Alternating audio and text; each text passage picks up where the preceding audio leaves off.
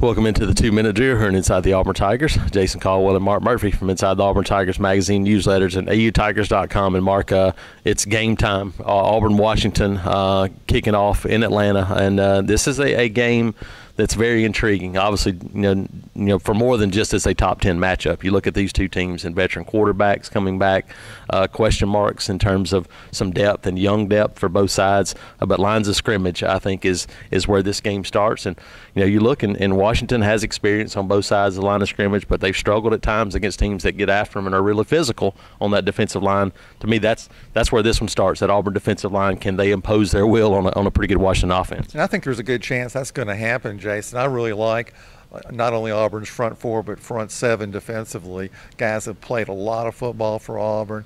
You know, they've played against the best competition there is out there, and not only held their own, they've actually, you know, dominated the line of scrimmage against Georgia and Alabama last season at Jordan-Hare Stadium, and they've got the tools to do it again, even against a good team like Washington, who's predicted to win the Pac-12. Yeah, and you look at Mark, one of the other things I think to really watch in this game is Washington's secondary is one of these that a couple of preseason All-Americans, a couple of guys that, hey, people think this is a really good secondary, one of the best in the country. They only allowed 10 passing touchdowns a year ago, but you're looking – teams complete a high percentage of passes against them.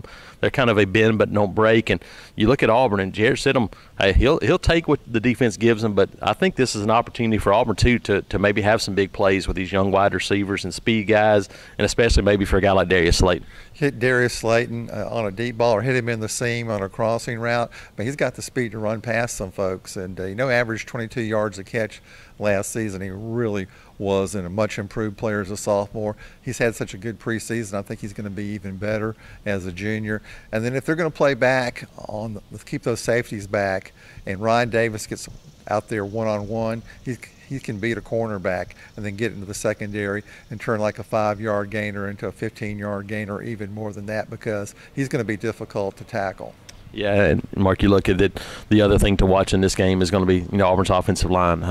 Auburn always wants to run the football. You got a new group of running backs, and you look at this Washington defense, and yeah, they got experience up front, but for Auburn, you got to be able to run it. And so I look early on to see if Auburn can establish that running game, with that new offensive line. Yeah, one of the first things I'm going to be watching during the game is Auburn offensive line play, what kind of surge they get against the Washington defensive front. I think that'll go a long way toward determining who's going to win the game Saturday. Absolutely. So it's definitely some keys to watch, some things to watch. Auburn-Washington, 2:30 kick. ABC will have full coverage at AUTigers.com. Mark Murphy, Jason Caldwell, inside the Auburn Tigers.